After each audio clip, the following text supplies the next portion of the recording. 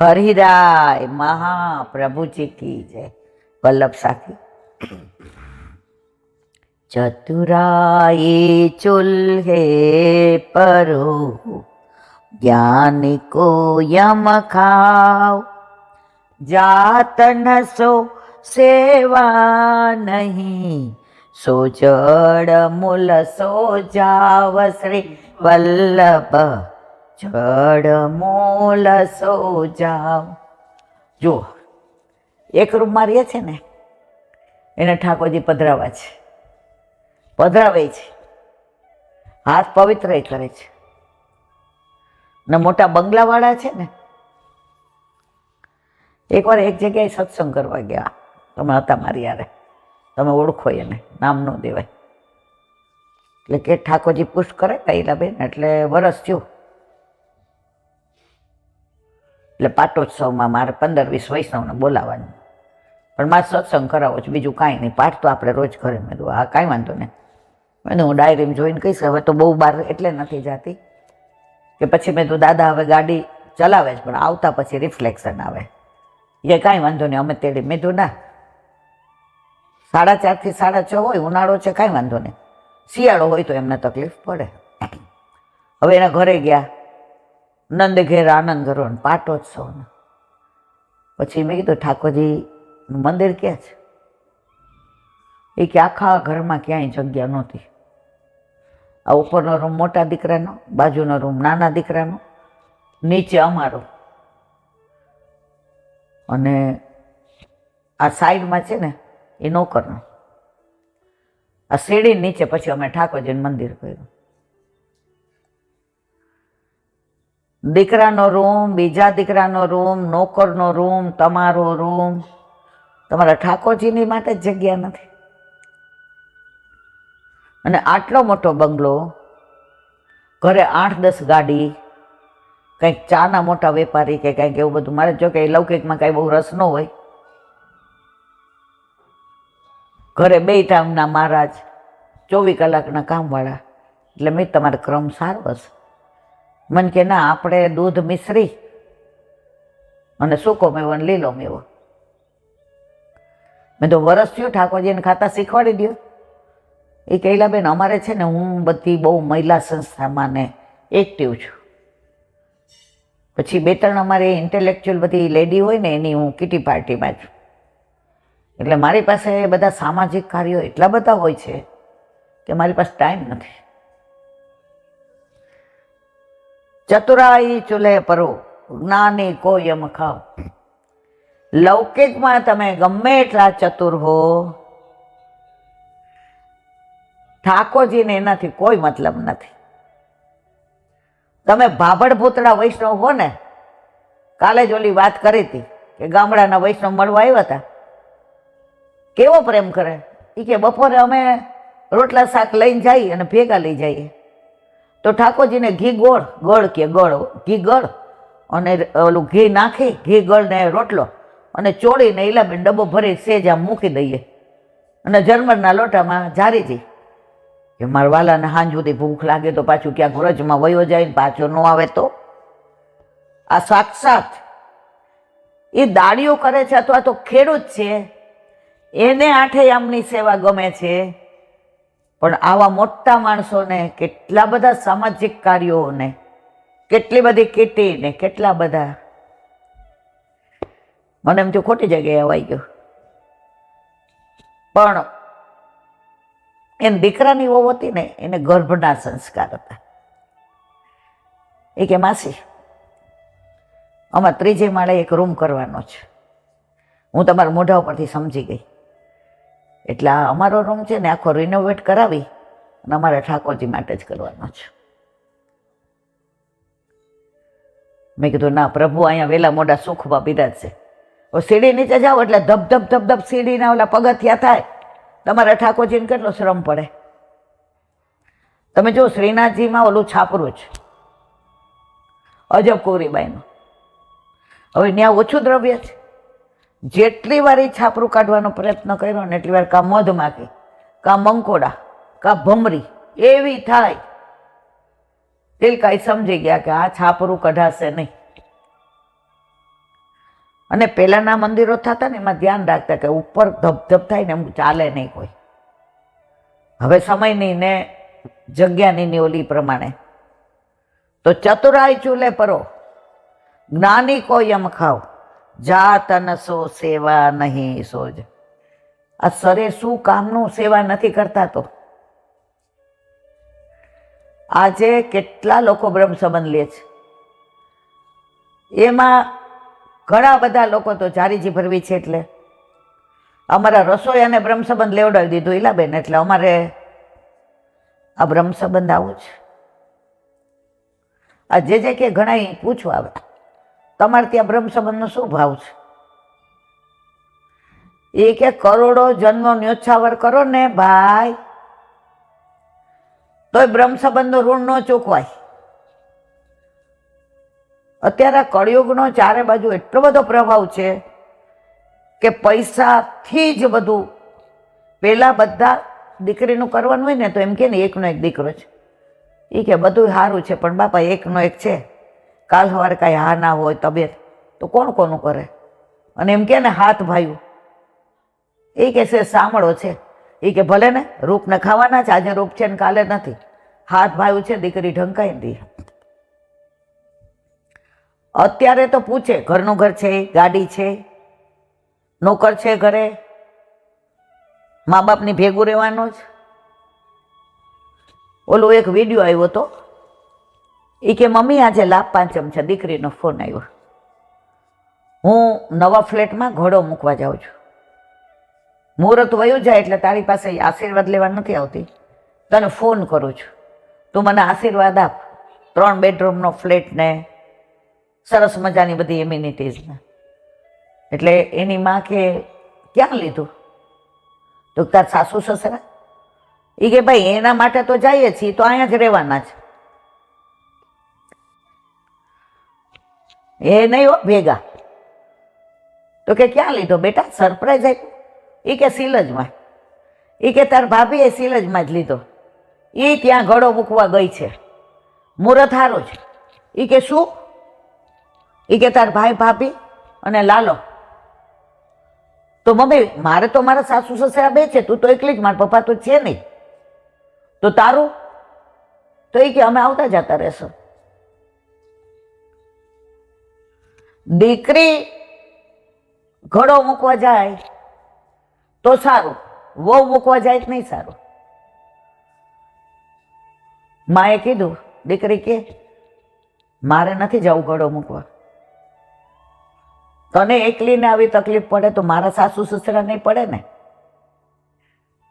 એનો વર એને આગલા દિવસે કહી આવ્યો હતો એની મમ્મીને, એ કે આ માનતી નથી જયમીની, ફ્લેટ લીધો નથી, આને હારું લગાડવા બિલ્ડર છે ને એનો દીકરો મારો ભાઈબંધ છે, મેં એને કીધું થોડું આવું નાટક કરવાનું છે.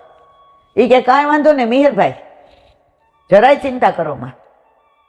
એટલે એના ભાઈ ભાભીએ કીધું, મિહિરકુમાર ચિંતા શું કામ કરો છો? અમારી માં અમારા સર આંખો પર, તો તમારા મા બાપ તમારા સર આંખો પર હોય ને. પણ મારી બેન એવી છે ને, કોઈનું સીધી રીતે માને એવી નથી, દાદા રીંગી છે, અને એનું જ ધાયરું કરે. એટલે આપણે આ નાટક કરવું પડશે. એટલે કે માં કે હાથ ઉતારે, જા બટા, કોક દી મને લઈ જાજે. એ કે હું રાજી થાવ. એ કે પણ મમ્મી ભાઈથી તને મૂકીને તો ન જ જવાય ને, કેવી રીતે તે ભાઈને ઉછેરીને મોટો કર્યો છે. એ કે બટા એ તો તાર હાહુ એ તાર વરને એવી જ રીતે ઉછેરીને મોટો કર્યો હોય ને. મમ્મી હું ન જાઉં તો મારો ભાઈ ન જાય? એ કે તારું જોઈને જેને કીધું બેન જુદી થાય છે તો હું જુદો થઈ જાઉં. એ કે આ ભાઈને, એ કે લે ઘડો મૂકીને આવી ગયો, રોવા માંડી બેન. ભાઈ બાએ તને કેવી રીતે આપણને ઉછેર્યા છે, તો બાને એકલા મૂકીને જઈશ? તો કે તે છેલ્લામાં મકાન લીધું ત્યારનું મને એવું થતું હતું હું લઈ લઉં.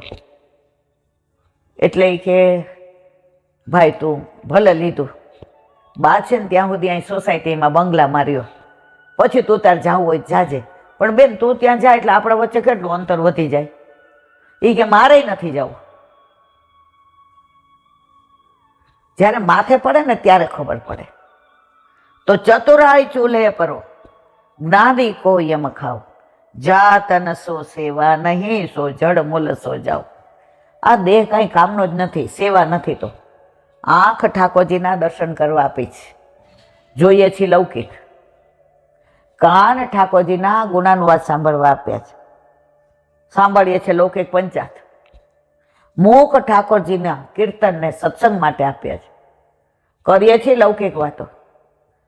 પગ ઠાકોરજી માટે સેવા માટે દોડવા આપ્યા છે, જઈએ છીએ કીટી પાર્ટીમાં. હવે જેના માટે જે વસ્તુ આપી છે એનો ઉપયોગ ન કરો તો ચતુરાઈ ચૂલ્હે પરો. આ સાખીના એટલે વિરામ આપીએ. આ સાખી ઉપર 100 જન્મ ઓછા પડે. કારણ જાત ન સો સેવા નહીં, સો જડ મૂલસ.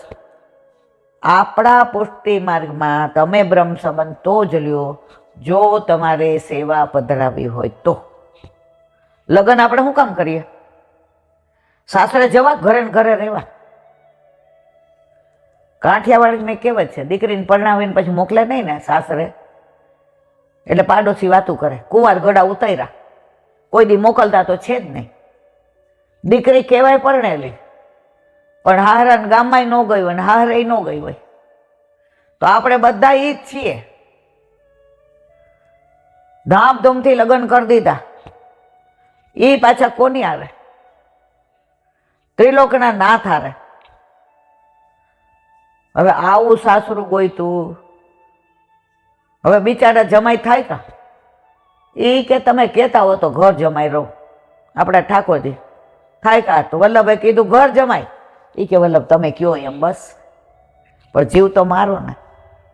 આપણે કહીએ એમ કરે. કોકર ઓલું સવારે 5 સાડા 5 ક્યાંક જવું હોય, આપણે ખબર છે કાશ્મીર જવું તો પ્લેન 7 વાગ્યાનું હતું, તો ઠાકોરજીને 4:30 વાગે પૂરી શાકનો રાજભોગ.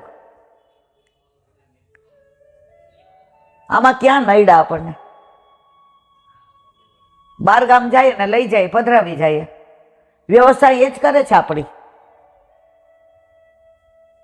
તમે ક્યાંય જાઓ ને, ઠાકોરજી સાથે હોય ને તમારી વ્યવસ્થા એ કરે. તમને એવું લાગે કે તમે કરો છો, પણ બધાને ગળા બંધડી ન ગમે. સવારે નાય તો એને ટનાટન તૈયાર થઈને ચલો અમે તૈયાર. એટલે ઠાકોરજી સાથે હોય તો અડધો પોણો કલાક તો તમે એને પ્રેમ કરીને નીકળો ને બહાર. તમારા ઠાકોરજી તો રંચકમાં રાયજીતની સેવા કો પર્વત જેટલી માને, અને પર્વત જેટલા દોષને રાય જેટલા માને. આ પ્રભુની કૃપાળુતા છે. પણ જીવ સ્વભાવથી દુષ્ટ છે. બસ મારે, હું, મારું ઘર, મારો વર, મારા છોકરાને મારો પૈસો. સેવાથી એને કોઈ મતલબ જ નથી. તો આ સાખીના વિરામ આપીએ. કાલે આવશે 38. દેહી દેખી દેખ દેહ સુરંગય, મતિ ભૂલે મનમાં. શ્રી વલ્લભ બિनु और कोई, तेरो संगे ना हूँ आज. श्री वल्लभ तेरो संगे नाही आज. કાલાનું વિવરણ. બોલો હરિરાય મહાપ્રભુજી કી જય. હરિરાય વાંગ મુક્તાવલી.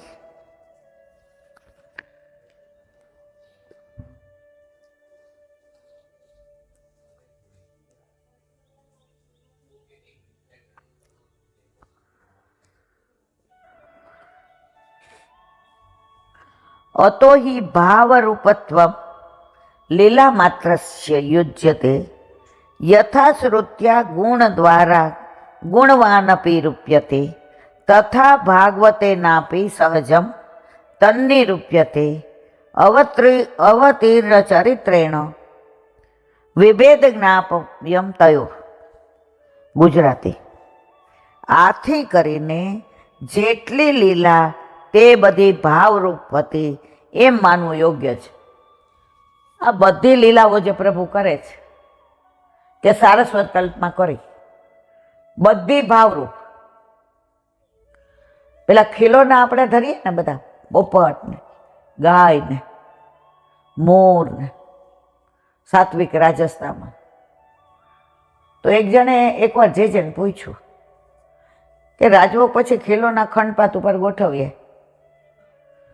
તો આપણે એ ભાવથી કે ઠાકોરજીને મોર નૃત્ય કરે એ બહુ ગમે, ગાય સાત્વિક છે, પોપટ એટલે સુખદેવનો અવતાર. તો પછી અનોસર થાય તો એક છાબડીમાં કેમ ભેગા મૂકી દઈએ, કોઈ ઊંધા કોઈ ચત્તા, કોઈ ઊભા હોય. જો સ્વરૂપાત્મક છે તો એ છાબડીમાં કેમ આવી રીતે ભેગા કરીને મૂકી દે છે? જે કે બહુ સરસ. જ્યારે આવા પ્રશ્નો થાય છે ત્યારે અમને આનંદ થાય છે કે તમે પ્રભુમાં અંદર થોડા ખૂંચેલા છો. ક્રિયાની હારવારે તમારો ભાવ આવે છે. એ કે સાંભળો મારા વાલા વૈષ્ણવ, સન્મુખ હોય ને ત્યારે પ્રભુની સામુ જ નિહાળતા હોય. હવે અનોસર થાય એટલે પ્રભુના મુખારવિંદના દર્શન થાય દે. એટલે જેમ ગોપીઓ પેલી ઠાકોરજી અંતર ધ્યાન થયા, પડતું મૂકે ને, રોવે ને, બેઠી હોય ત્યાં બેઠી રહે ને, આસોપાલવને પૂછે ને, કંદને પૂછે ને, આંબાને પૂછે ને, તુલસીને પૂછે ને, પૃથ્વીને પૂછે ને, કેવી વિરહમાં પેલી થઈ જાય. તો આ ખીલોના બધા વિરહમાં એ કે આ બધા ઊંધા ચતા આવી જાવ, આડાવડા થઈ જાય છે. તો એ ખીલોના ઠાકોરજીનો વિરહ નથી સહન કરી શકતા, એટલે બધા છાબડીમાં ઊંધા ચતા આડાવડા થઈ ગયા છે. જો આખી ભાવના છે. પુષ્ટિ માર્ગમાં પૂજા નથી, સેવા છે, અને સેવાની અંદર ભાવના. વેદમાં એવા કેટલાય પ્રસંગ છે કે પ્રભુ ગુણ રહિત હોવા છતાંય ગુણો દ્વારા શ્રુતિએ એમને વર્ણવ્યા છે. તે જ પ્રમાણે ભાગવતજીમાં પણ અવતાર ચરિત્ર દ્વારા ભાવરૂપ નિરપવામાં આવે. જો સગુણની સેવા થઈ, સાકાર રૂપની સામે સ્વરૂપ હોય ને તો તમને પ્રેમ આવે, તો તમે એની સામું ભાળી શકો, એને શ્રૃંગાર કરી શકો, એને ભોગ ધરાવી શકો, એની સાથે વાતો કરાવી શકો, એને વસ્ત્ર ધારણ કરાવી શકો. પણ હવે તમે આ ભીધ સામે જોઈને બોલવાનું હોય, પ્રેમ આવે? તો વલ્લભને ખબર હતી કે કળિયુગમાં મારા જીવ જો બ્રહ્મવાદીઓ એવું કે છે ઠાકોર બ્રહ્મ નિરાકાર. તમારી વાત 100% સાચી, પણ નિરાકાર સાકાર બની શકે ને જ્યારે તમારા ઘરમાં પધારે, તમારા ભાવ પ્રમાણે. કાલે કે મેં એક વાંચ્યું, એક ચટકંડા ગામ હતું, એમાં કૃષ્ણદાસ નામે કૃષ્ણ ભક્ત રહે. વાર્તા તો લાંબી હતી પણ જ્યાં ભાવના નહીં. હવે એને સતત એવું થાય કે મારે ઠાકોરજી ને રાધાજી ની સેવા કરવી છે. એના મનમાં માનસીમાં રોજ આવે કે એનું સ્વરૂપ આવું હોય, મુખારવિંદ આવું હશે, એને આવા આભૂષણ ધારણ કર્યા હશે, એના નેત્ર આવા હશે. હવે વૃંદાવન ગયો તો રાધા કૃષ્ણ સ્વરૂપ લઈ આવ્યા, ઘરે આવી અને પાઠ બેસાડ્યા તો એને એ સ્વરૂપ જેના હૃદયમાં પ્રગટ થયું હતું એવા હાવભાવ વાળું નહોતું, એટલે એને ભાવ જ ન આવે. એટલે એના ઘરવાળાએ કીધું, એ વલ્લભ કે કેમ તું અનિચ્છાએ સેવા કરતો હોય એવું કરે છે? એ કે મારા હૃદયમાં જે સ્વરૂપ પ્રગટ થયું ને એ સ્વરૂપ આવું નથી, એટલે મને આમાં ભાવ નથી આવતો. ઠાકોરજી સમજી ગયા, રાધાજી, કે આણે જીવનમાં રાધા કૃષ્ણ સિવાય કોઈ દિવસ બીજું વિચાર્યું નથી, બીજું લગ્ન કરીને સંસારમાં પડ્યો નથી, એ સર્વસ્વ અમને જ માને છે.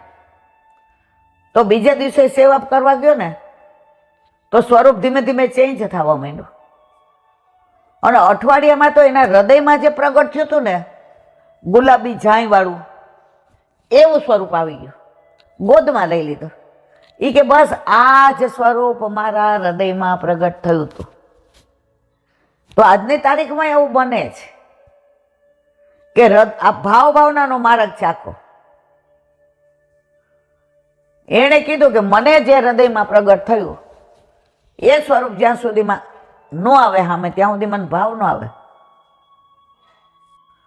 તો ઠાકોરજી એ સ્વરૂપ ધારણ કરી લીધું. તો અહીંયા શું કહે છે? ભાગવતજીમાં પણ અવતારચરિત દ્વારા ભાવરૂપ નિરૂપવામાં આવ્યું છે, પરંતુ અવતારી કૃષ્ણ અને ભાવરૂપ કૃષ્ણ વચ્ચે ભેદ છે. બોલો હરિરાય. કેમ આવ્યા ભાઈ? કઈ વાર્તા બાર્તા કરવી છે? કરશો? કરો કરો. વલ્લભાધીશ કી જય. જે રીતે આપણને બધાને ખબર છે કે હરેક તીર્થ જે છે આખી જગતમાં એ વ્રજમાં તો છે. તો પછી છે ને આ વ્રજમાં જે તીર્થો હતા ને, તો એમાં પ્રયાગરાજ જે તીર્થોના રાજ છે કઈ રીતે આવ્યા છે ને એની એક બહુ વિશિષ્ટ વાર્તા છે. એ હું આજે કહેવાનો છું. એક વખત જ્યારે નંદરાયજી અને યશોદાજીને પુત્ર અને સંતાન નથી થતી ને, તેમણે માનતા રાખી કે મને પુત્ર કે પુત્રી થશે તો હું જઈશ અને બધા તીર્થોની યાત્રા કરીશ. પછી એ લોકોને પુત્ર થયો એટલે આપણા ઠાકોરજી પધાર્યા જગતમાં. તો પછી એ જેવા પધાર્યા ને તો થોડા દિવસ પછી એમને 1 વર્ષ તો એમનો નંદોત્સવ ચાલ્યો કે નંદરાય કે ઘર લાલો થયો. તો પછી એ ચાલ્યું. પછી 1-1.5 વર્ષ તો ઠાકોરજી થયા ને, એના પછી છે ને ઠાકોરજી હતા તો ઠાકોરજી તો આવી ગયા એટલે માનતાની તો માન રાખવું જ પડે. તો પછી નંદરાયજી અને યશોદાજીએ નક્કી કર્યું કે હવે તો તીર્થની યાત્રા કરવા જવું પડે. તો પછી એ લોકો ઠાકોરજીને એકલા મૂકીને તો ના જઈ શકે અને ઠાકોરજી થોડું બોલતા હતા ત્યારે. તો પછી છે ને એ લોકો જતા હતા રસ્તામાં ગિરિરાજજીની તલેટી પાસે એમને એક સાવ ગંદનું ગધેડું દેખાયું. એવું લાગતું હતું કે કચરાના ઢેર. શું દેખાયું? ગધેડું? હા, ગધેડું દેખાયું. કે પછી એ સીધું કચરાના ઢેરમાંથી આવ્યું હોય. કીડા હતા ને એવું ગંદુ લાગતું હતું ને. પછી યશોદા મૈયાનું મોઢું થોડું આમ થઈ ગયું, કારણ કે આવું ગંદુ ગધેડું ક્યાંથી આવ્યું એવી વાસ મારતું હતું ને ગધેડું. પછી એ આમ ચાલ્યું અને ત્યાં વ્રજની રજ હતી ને એમાં આળોત્યું એટલે સાવ એમ નવા જેવું થઈ ગયું. એવું લાગતું હતું કે સાવ સ્નાન કરી લીધું હોય યમુનાજીમાં. પછી એ ત્યાંથી જતું રહ્યું. પછી છે ને આ વિચારવા પડે નંદ બાબા કે આ કોણ હતું. પછી ઠાકોરજી બોલ્યા કે આ છે ને તીર્થરાજ હતા.